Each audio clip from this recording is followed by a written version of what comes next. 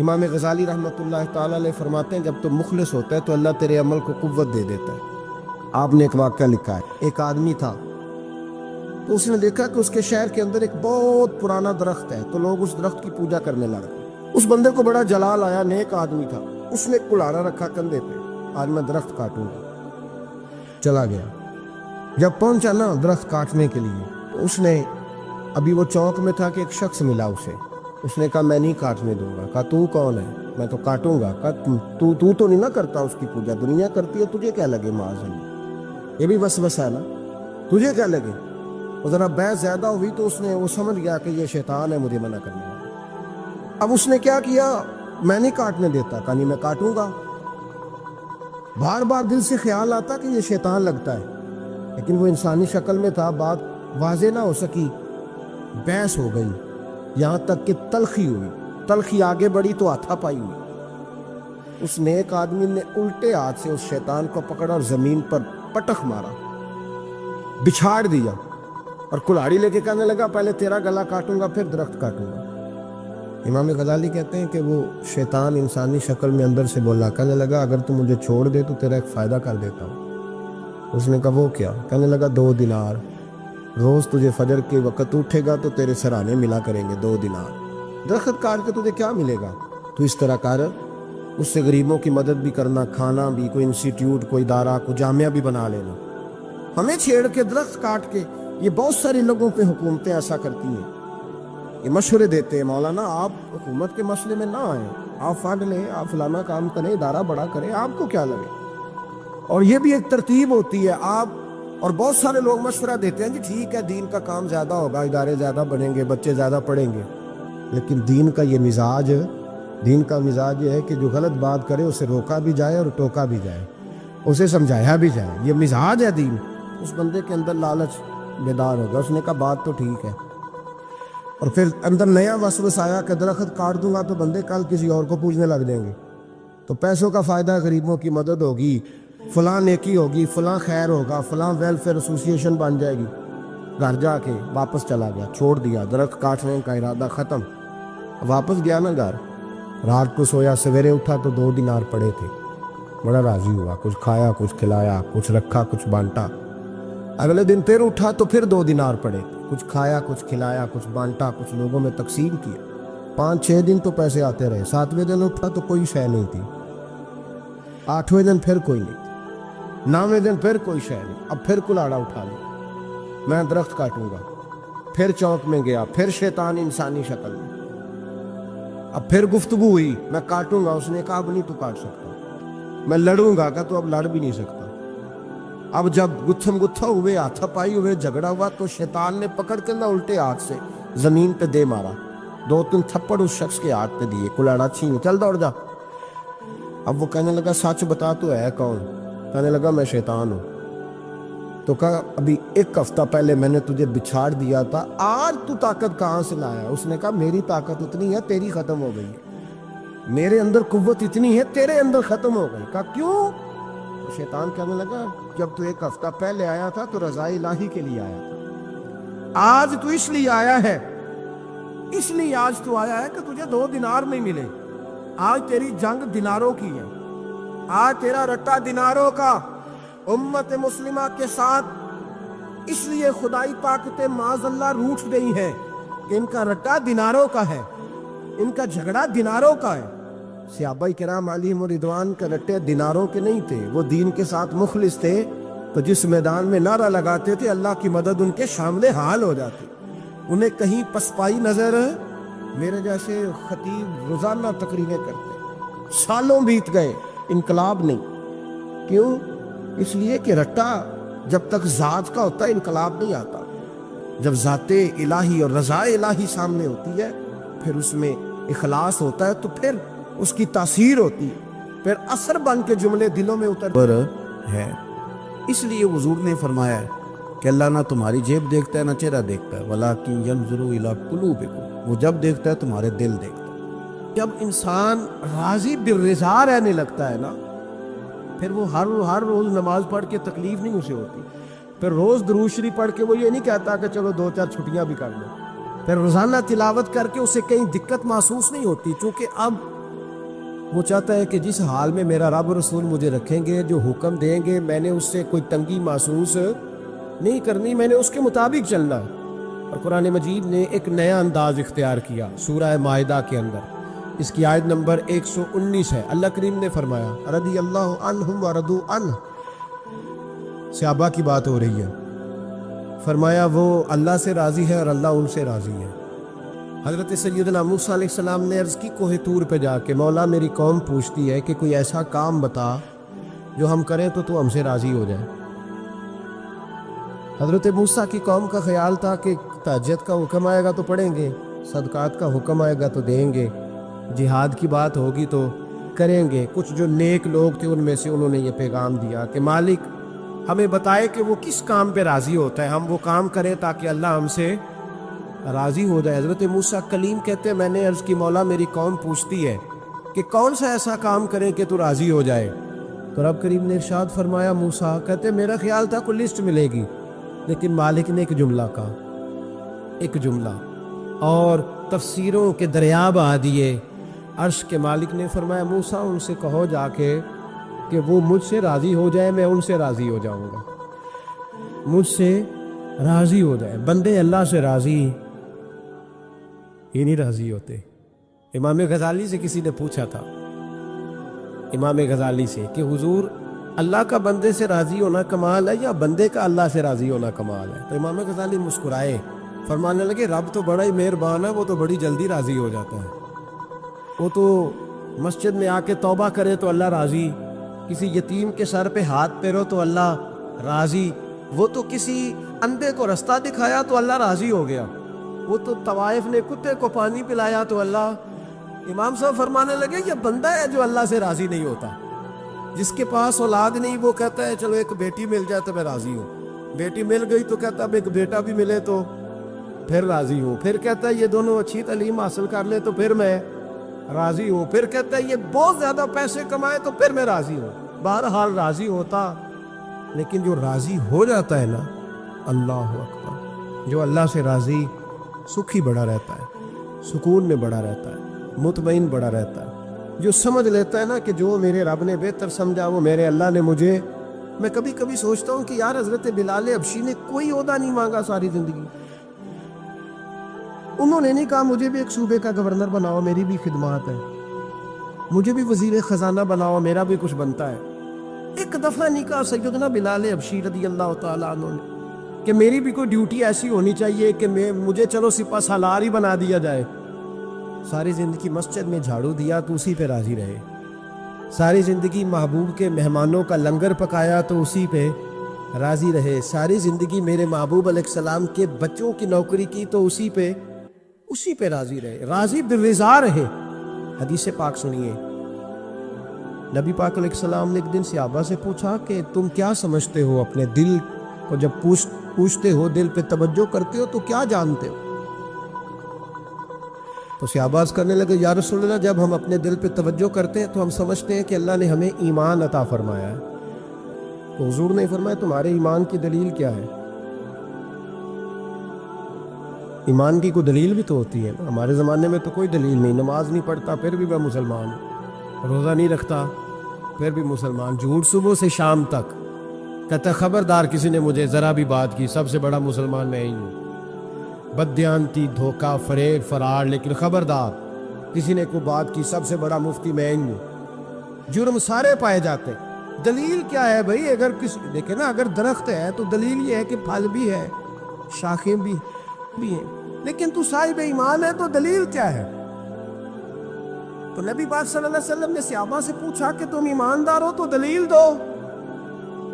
تو بڑے خوبصورت تھے میرے محبوب کے تیار کردہ لوگ، عرض کرنے لگے یا رسول اللہ ایمان کی دلیل یہ ہے کہ اگر اللہ ہمیں نعمت دیتا ہے تو ہم شکر ادا کرتے ہیں، اگر کبھی مصیبت آتی ہے تو ہم صبر کرتے ہیں، اور یا رسول اللہ ہم اپنے رب کے ہر فیصلے پر راضی رہتے، ہم اپنے اللہ کے ہر فیصلے پر۔ اب حضور نے رزلٹ کا اعلان کیا تو میرے محبوب فرمانے لگے پھر سنو میں گواہی دیتا ہوں واقعی اللہ نے تمہیں دولت ایمان عطا فرمائی ہوئی، پھر واقعی اللہ نے تمہیں دولت ہے اگر تم اپنے رب پر راضی ہو، اگر تم راضی ہو اس کام پر جس پہ اللہ نے تمہیں رکھا ہوا ہے، اگر تمہیں کسی کو دیکھ کر تکلیف نہیں ہوتی، اگر تم نہ حسد میں جلتے ہو، نہ بغض میں، نہ کینے میں، نہ تکبر میں، نہ احساس کمتری کا شکار ہوتے، اگر تم راضی رہتے ہو کہ میرے مالک نے بہترین زندگی مجھے دی، پھر اس کا مطلب یہ ہے کہ تم صاحب ایمان ہو۔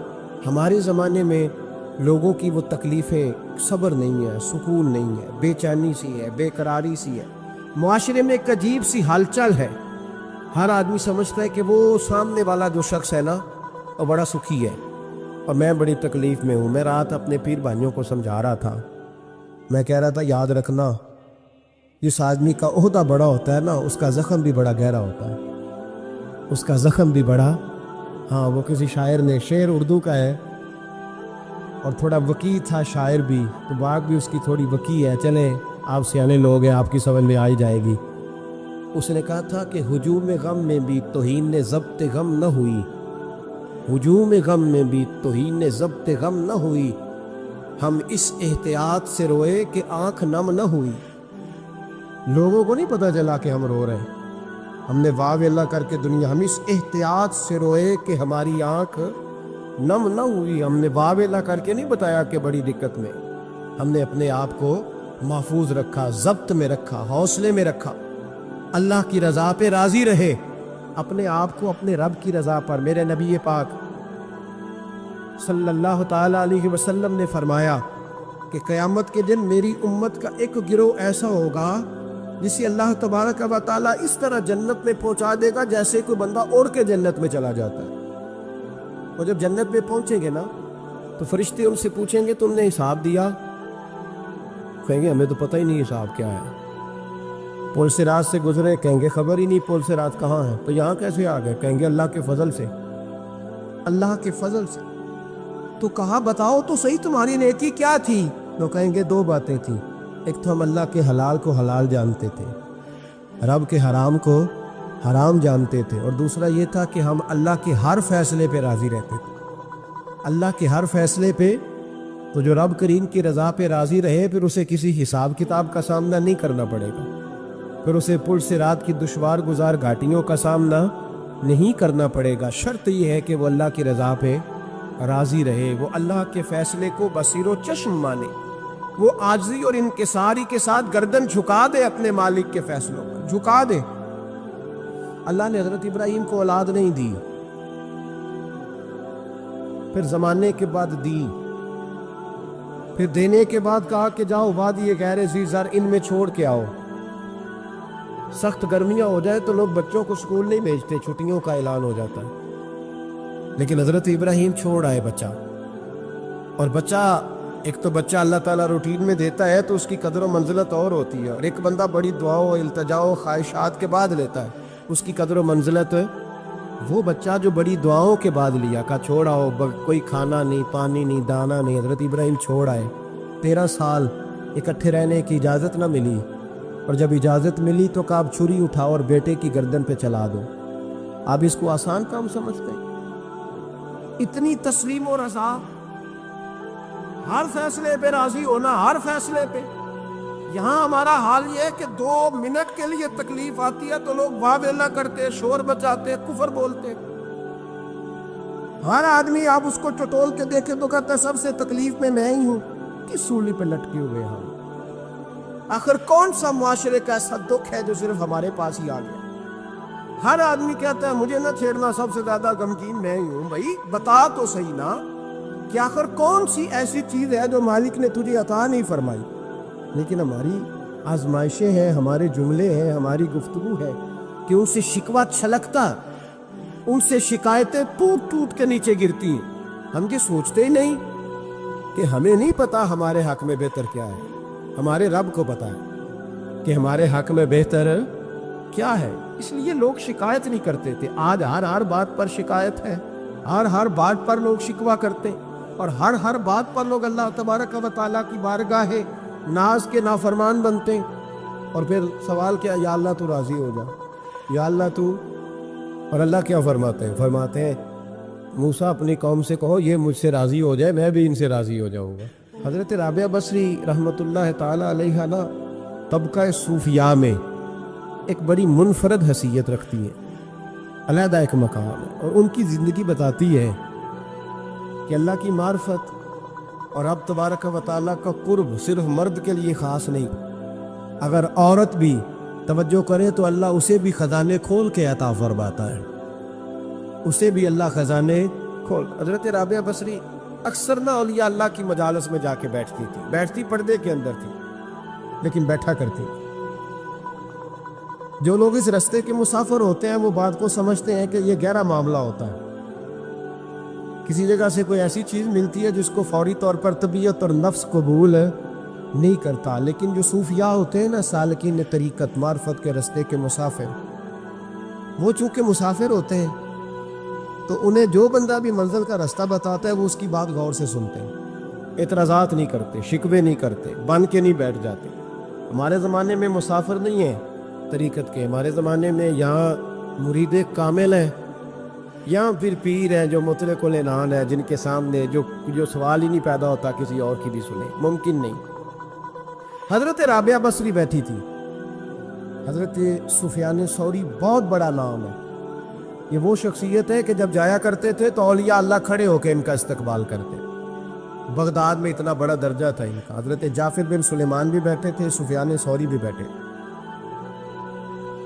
تو حضرت سفیان ثوری دعا مانگنے لگے، جناب رابعہ بصری پردے کے اندر بیٹھی ہوئی تھی، دعا مانگنے لگے، اے اللہ مجھ سے راضی ہو جا، اے اللہ مجھ سے راضی ہو جا، اے اللہ مجھ سے۔ دیر تک دعا مانگتے رہے تو بی بی صاحبہ، مائی صاحبہ اندر سے بول پڑی ناراض ہو کے، کہنے لگی بس کر سفیان، کیا دعا مانگ رہا ہے تو، کب سے میں سن رہی ہوں، بس کر۔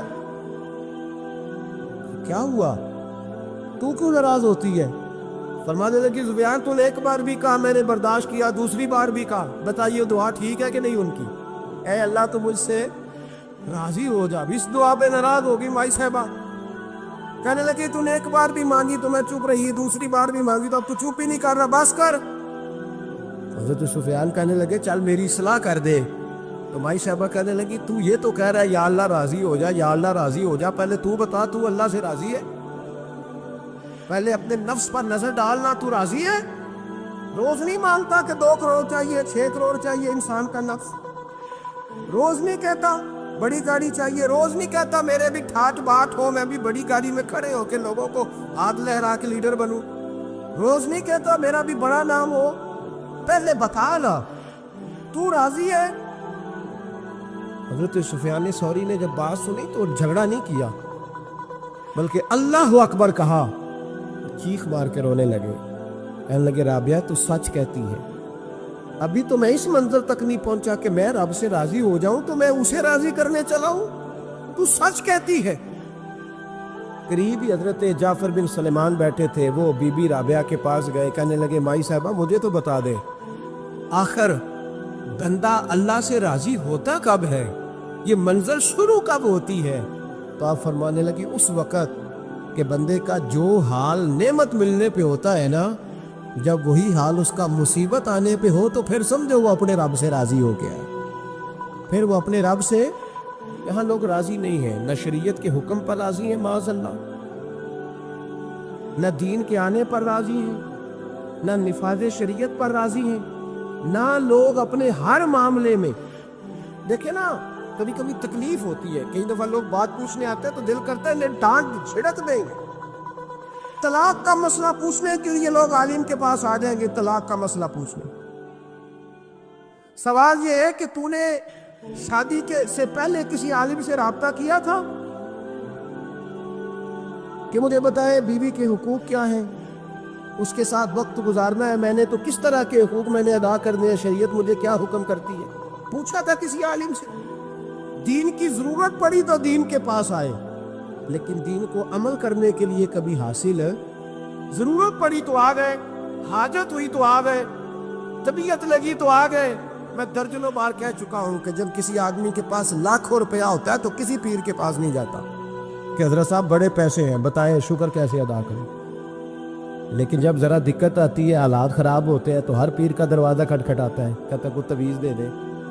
تو بتا جب تیرا دین کے ساتھ صرف تکلیف کا رشتہ ہے، تو راضی بالرضا کب ہوگا؟ کب تو راضی ہوگا اپنے رب کے معاملات میں؟ کب تو راضی ہوگا؟ کئی دفعہ طبیعت میں تکلیف ہوتی ہے، وہ حضرت صاحب حالات بڑے خراب ہوئے، پہلے آپ نے تعویذ دیا تھا تو صحیح ہو گیا، پھر خراب ہے میں دوبارہ آ گیا، تو دل کرتا ہے ان سے کہنے سے کہ یار ہمارے ساتھ تمہارا رشتہ خراب حالاتوں کا ہی ہے، کبھی صحیح حالاتوں میں بھی آؤ نا، بڑے خوش حالات میں بھی آؤ کہ اب حالات بڑے اچھے ہیں، ہم حاضر ہیں، کوئی حکم کرے، خدا را راضی بالرضا رہنا سیکھے۔ کہتے ہیں انس بن مالک رضی اللہ تعالیٰ عنہ کہتے ہیں 10 سال حضور کی بارگاہ میں رہا، 10 سال، اور 10 سال میں نے حضور کے گھر میں نوکری کی۔ کہتے ہیں نبی پاک نے کبھی مجھے اف تک نہیں کہا۔ ہمارا اپنا بچہ جو ہوتا ہے نا بیٹا، اور 10 دنوں میں شاید سینکڑوں دفعہ سن لے یہ کیا کیا ہے وہ کیا، کہتے ہیں 10 سال حضور نے مجھے، کہتے ہیں میں نے ایک دن بڑا نقصان کر دیا، کوئی بڑی چیز مجھ سے ٹوٹ گئی، بڑا نقصان ہو گیا، تو فرماتے ہیں کہ نبی پاک صلی اللہ علیہ وسلم کی ایک زوجہ محترمہ مجھ پر جلال کرنے لگی، اور ان کا جلال بالکل بجا تھا، ان کا غصہ بالکل ٹھیک تھا، اس لیے کہ میں نے واقعی بڑا نقصان کیا تھا۔ کہتے ہیں وہ جب جلال کرنے لگی نا تو محبوب تشریف لائے، کیا ہوا؟ کہا یا رسول اللہ یہ دیکھیں اس نے کتنی بڑی چیز توڑ دی۔ تو کہتے ہیں اب میرا خیال تھا کہ یہاں سے بھی مجھے ڈانٹ پڑنی ہے اور پڑنی چاہیے بھی، اس لیے کہ میں نے آج بڑا نقصان کیا ہے۔ لیکن کہتے ہیں محبوب میرے قریب آئے اور میرے کندھے پہ ہاتھ رکھا، زوجہ جلال میں تھی، تو محبوب نے کیا خوبصورت جملہ کہا، ساری سوچ ہی بدلتی، فرمانے لگے اس کو نہ ڈانٹ، اس چیز کا ٹوٹنا میرے رب کی رضا تھی تو چیز ٹوٹ گئی ہے، یہ میرے رب کی رضا تھی تو یہ چیز اب یہ غریب ہے اس کا دل نہ توڑ، وہ ٹوٹ گیا، وہ جو ہونا تھا سو ہو گیا، اب چھوڑ، یہ میرے اللہ کی اس چیز کا اتنی دیر رہنا ہی ہمارے حق میں بہتر تھا، تو ٹوٹ گئی تو ختم۔ کہتے بڑا جلال تھا محبوب کی زوجہ کو، لیکن انہوں نے جب بات سنی تو پھر مصطفیٰ کریم کا گھرانہ، پھر حضور کی ازواج پاک مومنوں کی مائیں، کہتے ہیں اسی وقت وہ بیٹھیں اور انہوں نے میری طرف بڑی شفقت کی نظروں سے دیکھا، اور ان کے غصے کو میں نے پیار میں بدلتے دیکھا۔ بھائی یاد رکھو اللہ کی رضا، پھر اس وقت 2-4 لاکھ کے لیے لوگوں کو ہارٹ اٹیک نہیں ہوتا، پھر 20-25 ہزار کے لیے بلڈ پریشر اپ ڈاؤن نہیں ہوتا جب بندہ اللہ کی رضا پہ راضی رہنے لگتا، پھر چھوٹی چھوٹی باتیں اس کے لیے سہانے روح نہیں بنتی، پھر ذرا ذرا سی بات اسے تکلیف نہیں دیتی، جب وہ اللہ تعالیٰ کی رضا پر راضی ہونے کا عادی ہو جاتا ہے تو پھر یہ چیزیں اس کے لیے باعث آزمائش۔ بنی اسرائیل میں ایک شخص تھا، امام غزالی رحمۃ اللہ علیہ فرماتے ہیں اس کا دل چاہا کہ پتہ تو کروں جنت میں میرا پڑوسی کون ہوگا، اس کو خواب میں بتایا گیا کہ فلاں بن فلاں تیرا جنت میں پڑوسی ہے۔ اب یہ بڑا عابد تھا، زاہد تھا، عبادت گزار تھا، پرہیزگار، بڑا نیک تھا، بڑا پرہیزگار۔ یہ سفر کر کے اس کے پاس گیا، اس کو جا کے کہنے لگا میں تیرا مہمان نہ بن جاؤں 2-3 دن کا، بن جاؤ۔ کہتے میں 3 دن اس کے ساتھ رہا، میں اس سے زیادہ نوافل پڑھتا تھا، زیادہ صدقات و خیرات کرتا تھا، زیادہ عبادات کرتا تھا، وہ تو میرے مقابلے میں کچھ بھی نہیں۔ 3 دن کے بعد میں آنے لگا تو میں نے اس کو کہا یار میں ایک مقصد کے لیے آیا تھا تیرے پاس۔ اس نے کہا بتائیے۔ میں نے کہا کہ میرا آنے کا مقصد یہ تھا کہ میں دیکھوں تو کون سی ایسی عبادت کرتا ہے کہ جنت میں تو میرا پڑوسی بنے گا، لیکن تیری عبادات ریاضت میں تکبر نہیں کرتا، لیکن میں نے کوئی خاص چیز دیکھی نہیں، کوئی خاص بات ہے تو مجھے بتا دے۔ تو بندہ کہنے لگا کوئی خاص بات نہیں، ہاں ایک چھوٹی سی عادت ہے میرے اندر، چھوٹی سی عادت۔ بڑے لوگ کبھی بھی اپنی باتوں کو بڑا نہیں سمجھتے، کہ ایک چھوٹی سی عادت ہے، کہ وہ کون سی؟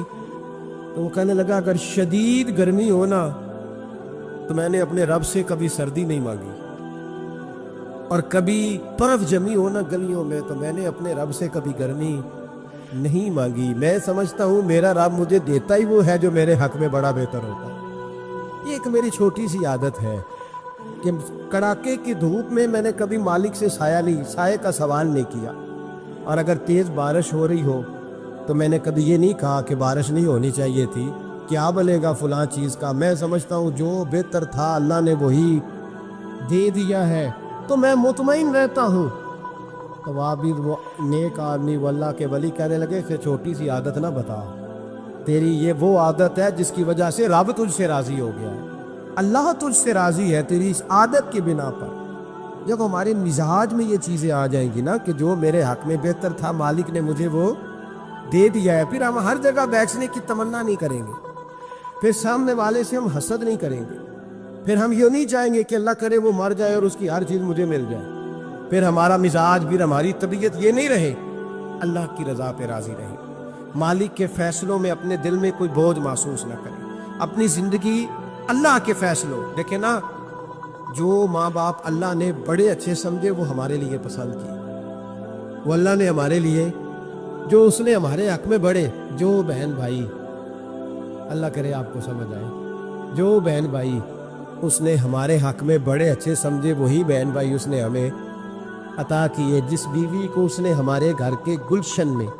بہتر سمجھا اس کو لا کے اس نے ہمارے آنگن میں بٹھایا، اور جو اولاد اس نے ہمارے لیے باعث افتخار سمجھی وہ اولاد اس نے ہمیں عطا فرمائی. حضرت نوح علیہ السلام کا بیٹا کافر ہو گیا، پر کسی جگہ انہوں نے شکوہ نہیں کیا کہ مالک یہ کافر کیوں ہوا. اللہ کے قبضے میں ہے نا دل، پھیر سکتا ہے نا، مقلب القلوب ہے.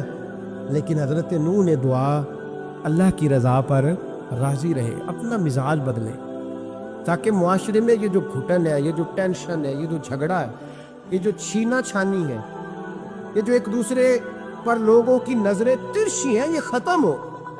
سمجھیں کہ میرے حق میں جو بہتر تھا مالک نے وہ چیز مجھے عطا کر دی. میں اکثر کہتا ہوں اپنے دوستوں کو، میں کہتا ہوں مجھے ایسے لگتا ہے جو سب سے اچھے ماں باپ تھے وہ اللہ نے مجھے عطا فرمایا، اور جو سب سے بہترین اساتذہ تھے نا ان کا دروازہ اللہ نے مجھے عطا فرمایا، اور جو جس شیخ جس پیر کو اللہ نے سب سے زیادہ شان عطا فرمائی اس کا دروازہ اللہ نے مجھے دکھایا. اور اس کے بعد اتنے تابعدار شاگرد میں نے کسی کے نہیں دیکھے جتنے مجھے ملے، اور اتنے وفادار پیر بھائی اور مرید میں نے کسی کے نہیں دیکھے جتنے مجھے ملے. میں اس بات پر، اور میں بات اس لیے نہیں کر رہا، میں آپ کو دل کی گہرائی سے بات بتا رہا ہوں کہ یہ عنوان زندگی ہے، یہ روح زندگی ہے. میں کبھی کبھی بڑے ناز کے ساتھ سجدہ شکر ادا کرتا ہوں کہ ایک بہت بڑا خوش نصیب شخص ہوں. اب یہ بات صرف سوچنے کی ہے. 100 لوگوں میں سے اگر ان 2 پہ ہی بندہ غور کرے جو نافرمان ہے تو پھر زندگی آگے چل سکتی. تو 98 پر غور کیوں نہیں کرتا؟ تو 98 پر غور کیوں نہیں کرتا؟ اگر کسی شخص کے ساتھ تیرے 20 سال گزرے اور تو صرف اس ایک دن کو یاد رکھے جس دن میں اس نے تکلیف دی تھی تو پھر یہ تیری زیادتی ہے. تو باقی ان دنوں کو کیوں نہیں یاد رکھتا جن دنوں میں اس کے تیرے ساتھ محبت والا معاملہ فرمایا، خدمت والا، راضی بالرضا کا مزاج بنائے. یہ مسلمان کے ایمان کا حسن ہے، یہ مسلمان کے کردار کا کمال ہے، یہ مسلمان کی سوچ کا بلند معیار ہے، یہ مسلمان کا اعلیٰ مقام ہے. حضرت عبداللہ ابن عمر کا بیٹا بیمار ہو گیا. بڑے پیارے ہوتے ہیں نا بیٹے. آپ بڑے پریشان تھے، شدید پریشان. صحابہ کہتے ہیں ہم نے آپ کو بڑی تکلیف میں دیکھا، کبھی اس حکیم کے پاس، کبھی اس حکیم کے پاس، کبھی اس جگہ، کبھی اس جگہ. کچھ دنوں کے بعد بیٹا انتقال کر گیا. لیکن کہتے ہیں جب ہم تعزیت کے لیے گئے تو ہم نے ان کے چہرے پر بہت ساری سکون کو، بہت ساری راحت کو دیکھا. بیٹا انتقال کر گیا. جب وہ بیمار تھا تو پریشان تھے، اب جب انتقال کر گیا تو سکون میں. تو کہتے ہیں ہم نے ان سے سوال کیا کہ حضور اس وقت آپ پریشان تھے، انتقال کے بعد تو لوگ زیادہ پریشان ہوتے ہیں، اب آپ سکون میں ہیں. تو آپ فرمانے لگے جب تک میری ڈیوٹی تھی میں پریشان تھا، خدمت کر رہا تھا، نوکری کر رہا تھا. اب میں اسے اس کے پاس چھوڑ آیا ہوں جو مجھ سے بہت زیادہ اس کا خیال رکھنے والا ہے، جو مجھ سے کئی ہزار گنا بڑھ کے اس پر توجہ کرنے والا ہے. اب مجھے پریشانی، اب میرا قریب مجھ سے کہیں بڑھ کر اس کا خیال رکھے گا، اسے سکون دے گا، اسے راحت دے گا. اور میں اپنے رب کے فیصلے پر بڑا راضی ہوں. اس نے جو بہتر سمجھا اس نے میرے حق میں وہ فیصلہ. حضرت ابن وقاص رضی اللہ تعالیٰ عنہ بڑے مستجاب الدعوات بزرگ تھے، مستجاب الدعوات. حضرت عبداللہ بن صائب رضی اللہ تعالیٰ عنہ فرماتے میں حج کرنے گیا تو میں طواف وداع کرنے گیا. حج کا آخری رکن ہوتا ہے، پس آتا ہے نا آفاقی حاجی تو طواف وداع کرتا. کہتے جب میں طواف وداع کرنے گیا تو طواف وداع کے موقع پر میں نے دیکھا کہ جتنا رش حجر اسود کے پاس ہے اتنا ہی حضرت ابن وقاص کے پاس بھی ہے. شاید سمجھ نہیں آئی آپ کو میری بات. حجر اسود کے پاس بہت بڑا رش ہوتا ہے، ہر آدمی کی خواہش ہوتی ہے بوسہ لینے کی. جتنے لوگ وہاں کھڑے تھے اتنے ہی لوگ حضرت سیدنا ابن وقاص رضی اللہ تعالیٰ عنہ کے پاس بھی کھڑے تھے. تو کہتے میں مجھے تعجب ہوا. عبداللہ بن صائب کہتے ہیں میں بھی ان کے پاس جا کے بیٹھ گیا تو میں نے دیکھا کہ وہ نابینا ہے, آنکھوں سے نظر نہیں آتا. لوگ ان کے پاس دعائیں کرانے آ رہے ہیں اور فرماتے میں نے عجیب حال دیکھا, بیمار ترین شخص ان کے سامنے آ کے بیٹھا, حضور میرے لیے دعا کر دیں. تو فرماتے انہوں نے دعا کے لیے ہاتھ اٹھایا تو وہیں اسی وقت میں نے دیکھا اللہ نے اس بندے کو شفا کا فرمایا. میں نے دیکھا مقروض دعا کرا رہے ہیں, بیمار, بے اولاد, جو بھی دعا ان سے کراتا اللہ اس کی حاجت کو پورا فرما دیتا. حضرت عبداللہ بن صائب کہتے ہیں میں شام تک بیٹھا رہا, ہر نماز کے بعد رش ہوتا, میں دیکھتا رہا. فرماتے ہیں شام ہو گئی, لوگ دعائیں کرا کے چلے گئے. جب مغرب کا وقت ہوا تو نابینا تھے, پھر بھی مجھ سے کہنے لگے عبداللہ ساری دنیا نے دعائیں کرائی ہیں, تو نے نہیں کرانی؟ تو صبح سے بیٹھا ہے بس دیکھے ہی جا رہا ہے, تو نے نہیں کوئی دعا کرانی؟ تو کہتے ہیں میں نے کہا حضور میں نے دعا نہیں کرانی, ایک سوال پوچھنا ہے. تو فرمانے لگے پوچھو. تو میں نے کہا حضور سارا زمانہ جو دعا کراتا ہے اور اللہ آپ کی قبول کرتا ہے, تو ایک دعا آپ اپنے لیے بھی کر لیں, اللہ آپ کو آنکھیں عطا فرما دے. مالک جو قبول کر رہا ہے تو ایک کر لے اپنے لیے بھی.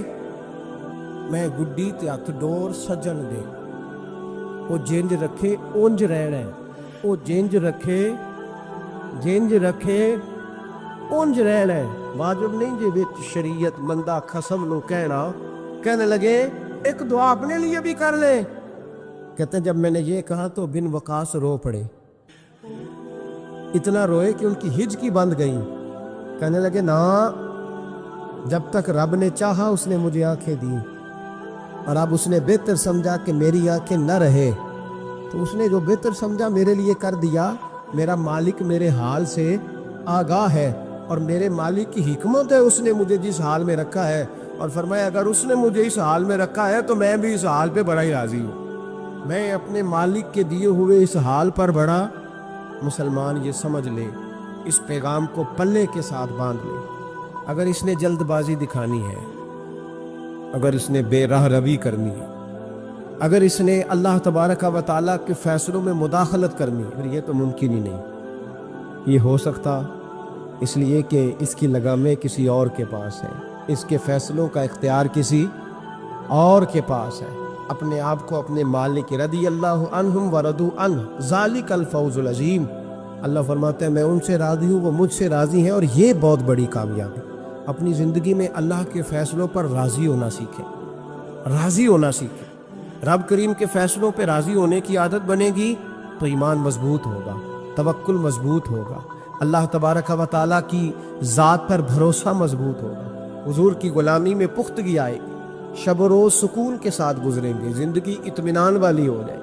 بہت سارے لوگ ایسے ہوں گے جو آپ کو رشک کی نظر سے دیکھیں گے. شرط یہ ہے کہ یہ ارادہ کر لیں, یہ ذہن بنا لیں کہ جو میرے حق میں بہتر تھا میرے رب نے مجھے عطا فرما دیا, اور جو اللہ نے مجھے نہیں نہ دیا وہ میرے حق میں بہتر نہیں تھا. اس ارادے کو جب آپ پختہ کریں گے پھر ایمان آپ کو بڑی لذت دے گا, دین آپ کو بڑا سکون دے گا. اللہ سمجھنے کی توفیق عطا فرمائے. آخر دعوانا